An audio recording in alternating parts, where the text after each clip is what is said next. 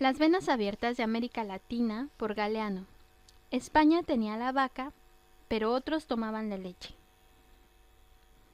Entre 1545 y 1558 se descubrieron las fértiles minas de plata de Potosí, en la actual Bolivia, y las de Zacatecas y Guanajuato en México.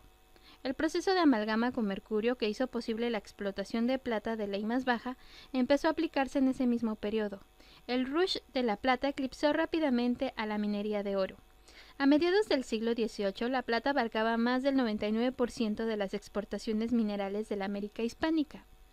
América era por entonces una vasta bocamina centrada sobre todo en Potosí.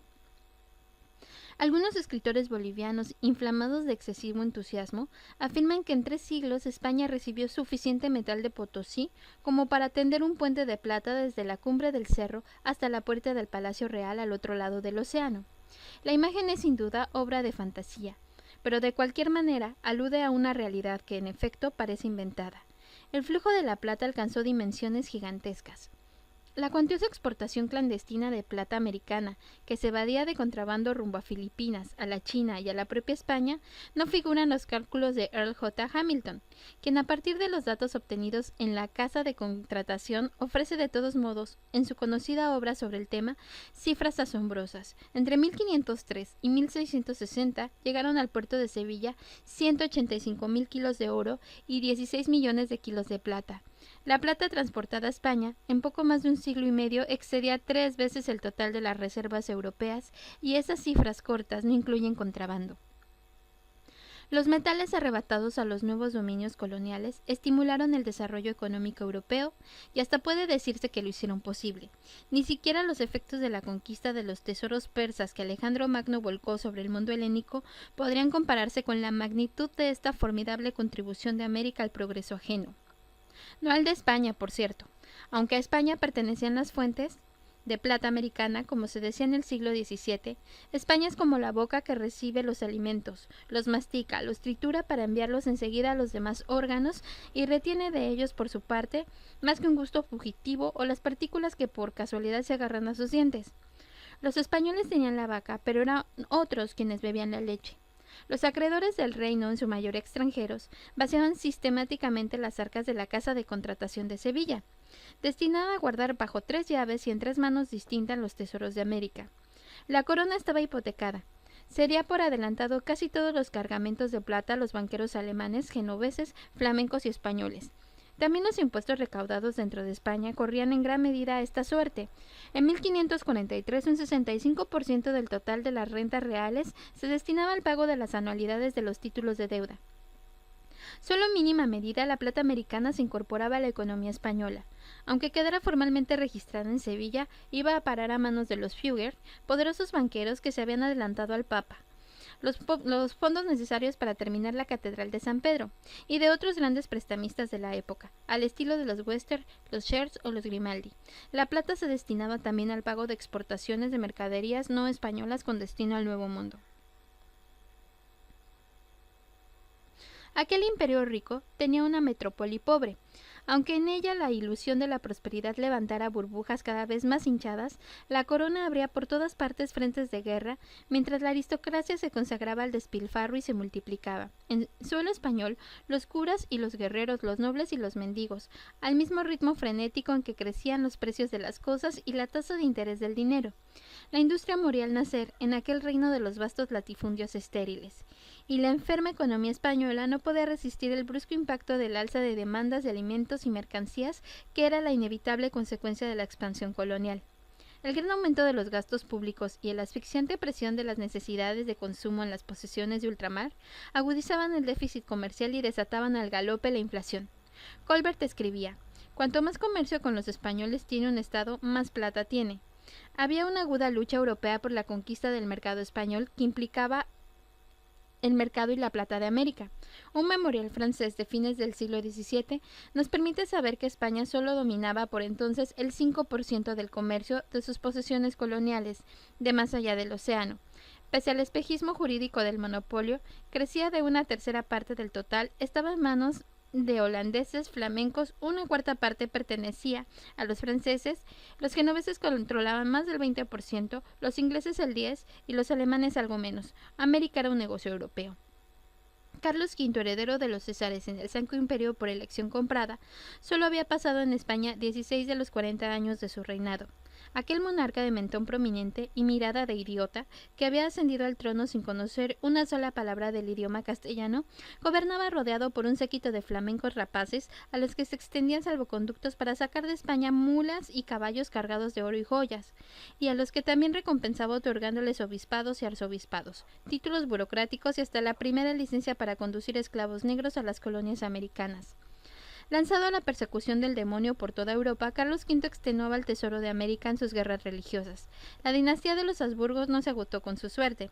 España habría de padecer el reinado de los de Asturias durante casi 2 siglos. El gran adalid de la Contrarreforma fue su hijo Felipe II. Desde su gigantesco palacio monasterio del Escorial, en las faldas de Guadarrama, Felipe II puso en funcionamiento a escala universal la terrible maquinaria de la Inquisición y abatió sus ejércitos sobre los centros de la herejía. El calvinismo había hecho presa a Holanda, Inglaterra y Francia, y los turcos encarnaban el peligro del retorno de la religión de Alá. El salvacionismo costaba caro. Los pocos objetos de oro y plata, maravillas del arte americano, que no llegaban ya fundidos desde México y el Perú, eran rápidamente arrancados de la casa de contratación de Sevilla y arrojados a las bocas de los hornos. Ardían también los herejes o los sospechosos de herejía, achicharrados por las llamas purificadoras de la Inquisición. Torquemada incendiaba los libros y el rabo del diablo asomaba por todos los rincones. La guerra contra el protestantismo era además la guerra contra el capitalismo ascendente en Europa. La perpetuación de la cruzada, dice Eliot, entrañaba la perpetuación de la arcaica organización social de una nación de cruzados. Los metales de América del iro y ruino de España proporcionaban medios para pelear contra las nacientes fuerzas de la economía moderna. Ya Carlos V había aplastado a la burguesía castellana en la Guerra de los Comuneros, que se había convertido en una revolución social contra la nobleza, sus propiedades y sus privilegios. El levantamiento fue derrotado a partir de la traición de la ciudad de Burgos, que sería la capital del general Francisco Franco 4 siglos más tarde. Extinguidos los últimos fuegos rebeldes, Carlos V regresó a España, acompañado de 4.000 soldados alemanes. Simultáneamente también fue ahogada en sangre la muy radical insurrección de los tejedores, hilanderos y artesanos que habían tomado el poder de la ciudad de Valencia y lo habían extendido por toda la comarca. La defensa de la fe católica resultaba una máscara para la lucha contra la historia. La expulsión de los judíos, españoles de religión judía, había privado a España en tiempos de los reyes católicos de muchos artesanos hábiles y de capitales imprescindibles. Se consideraba no tan importante la expulsión de los árabes, españoles en realidad, de religión musulmana, aunque en 1609 nada menos que 275.000 fueron arreados a la frontera, y ello tuvo desastrosos efectos sobre la economía valenciana, y los fértiles campos del sur del Ebro, en Aragón, quedaron arruinados. Anteriormente Felipe II había echado por motivos religiosos a millares de artesanos flamencos, convictos o sospechosos de protestantismo. Inglaterra los acogió en su suelo y allí dieron un importante impulso a las manufacturas británicas. Como se ve, las distancias enormes y las comunicaciones difíciles no eran los principales obstáculos que se oponían al progreso industrial de España. Los capitalistas españoles se convertían en rentistas a través de la compra de los títulos de deuda de la corona y no invertían sus capitales en el desarrollo industrial. El excedente económico deriva hacia cauces improductivos. Los viejos ricos, señores de horca y cuchillo, dueños de la tierra y de los títulos de nobleza, levantaban palacios y acumulaban joyas. Los nuevos ricos, especuladores y mercaderes compraban tierras y títulos de nobleza. Ni unos ni otros pagaban prácticamente impuestos, ni podían ser encarcelados por deudas. Quien se dedicara a una actividad industrial perdió automáticamente su carta de hidalguía. Sucesivos tratados comerciales, firmados a partir de las derrotas militares de los puertos españoles en Europa, otorgaron concesiones que estimularon el tráfico marítimo entre el puerto de Cádiz, que desplazó a Sevilla, y los puertos franceses, ingleses, holandeses y hanseáticos. Cada año, entre 800 y 1.000 naves descargaban en España los productos industrializados por otros. Se llevaban la plata de América y la lana española, que marcaba rumbo a los telares extranjeros, de donde sería devuelta ya tejida por la industria europea en expansión. Los monopolistas de Cádiz se limitaban a remarcar los productos industriales extranjeros que se expedían al Nuevo Mundo. Si las manufacturas españolas no podían siquiera atender al mercado interno, ¿cómo iban a satisfacer las necesidades de las colonias? Los encajes de Lille y Arras, las telas holandesas, los tapices de Bruselas y los brocados de Florencia, los cristales de Venecia, las armas de Milán y los vinos y lienzos de Francia inundaban el mercado español a expensas de la producción local. Para satisfacer el ansia de ostentación y las exigencias de consumo de los ricos parásitos cada vez más numerosos y poderosos en un país cada vez más pobre, la industria moría en el huevo y los Habsburgo hicieron todo lo posible para acelerar su extinción. A mediados del siglo XVI se había llegado al colmo de autorizar la importación de tejidos extranjeros, al mismo tiempo que se prohibía toda exportación de paños castellanos que no fueran de América. Por el contrario, como ha hecho notar Ramos, muy distintas eran las orientaciones de Enrique VIII o Isabel I en Inglaterra, cuando prohibían en esta ascendente nación la salida del oro y la plata, monopolizaban las letras de cambio, impedían la extracción de lana y arrojaban de los puertos británicos a los mercaderes de la Liga Hanseática del Mar del Norte. Mientras tanto, las repúblicas italianas protegían el comercio exterior y su industria mediante aranceles, privilegios y prohibiciones rigurosas. Los artífices no podían expatriarse bajo pena de muerte. La ruina lo abarcaba todo.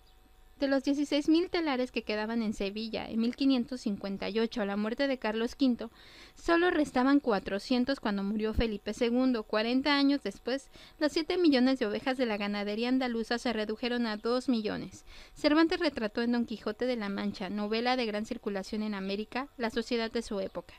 Un decreto de mediados del siglo XVI hacía imposible la importación de libros extranjeros e impedía a los estudiantes cursar estudios fuera de España.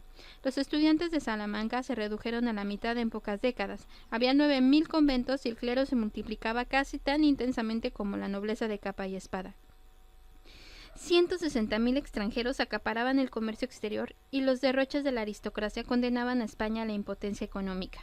Hacia 1630, poco más de un centenar y medio de duques, marqueses, condes y vizcondes recogían 5 millones de ducados de renta anual que alimentaban copiosamente el brillo de sus títulos rimbombantes. El duque de Medinaceli tenía 700 criados y era 300 los sirvientes del duque de Osuna, quien para burlarse del zar de Rusia los vestía con tapados de pieles. El siglo XVIII fue la época del pícaro, el hambre y las epidemias. Era infinita la cantidad de mendigos españoles, pero ello no impedía que también los mendigos extranjeros afluyeran de todos los rincones de Europa. Hacia 1700 España contaba ya con 625.000 hidalgos, señores de la guerra. Aunque el país se vaciaba, su población se había reducido a la mitad de siglo, en algo más de 2 siglos, y era equivalente a la de Inglaterra, que en el mismo periodo la había duplicado. 1700 señala el fin del régimen de los Habsburgo. La bancarrota era total, desocupación crónica, grandes latifundios baldíos, moneda caótica, industria arruinada, guerras perdidas y tesoros vacíos. La autoridad central desconocida en las provincias. La España que afrontó Felipe V estaba poco menos difunta que su amo muerto. Los Borbones dieron a la nación una apariencia más moderna, pero a fines del siglo XVIII el clero español tenía nada menos que 200.000 miembros y el resto de la población improductiva no detenía su aplastante desarrollo a expensas del subdesarrollo del país. Por entonces había aún en España más de 10.000 pueblos y ciudades sujetos a la jurisdicción señorial de la nobleza y por lo tanto fuera del control directo del rey. Los latifundios y la institución de mayorazgo seguían intactos. Continuaban en pie el oscurantismo. No había sido superada la época de Felipe IV. En sus tiempos, una junta de teólogos se reunió para examinar el proyecto de construcción de un canal entre Manzanares y el Tajo terminó declarando que si Dios hubiese querido que los ríos fuesen navegables, él mismo los hubiese hecho así.